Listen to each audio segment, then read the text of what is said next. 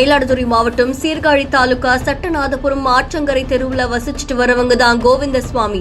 இவர் தன்னுடைய மனைவி ராஜலட்சுமி மற்றும் ராஜ்குமார் ஆகியோரோட மயிலாடுதுறை மாவட்ட ஆட்சியர் அலுவலகத்துக்கு வந்திருக்காங்க.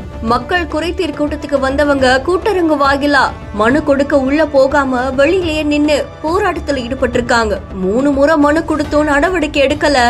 மாவட்ட ஆட்சியர் உத்தரவு கொடுத்தோம், அதிகாரிகள் விசாரிக்க மாட்டாங்க அப்படின்னு சொல்லி சத்தம் போட்டிருக்காங்க.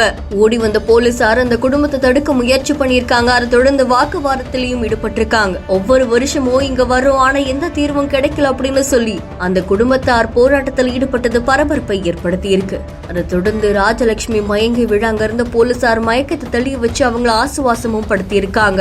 இதை தொடர்ந்து மாவட்ட ஆட்சியரும் அவங்களை அழைச்சு உடனடியாக நடவடிக்கை எடுக்கப்படும் அப்படின்னு உத்தரவு அளிச்சிருக்காங்க.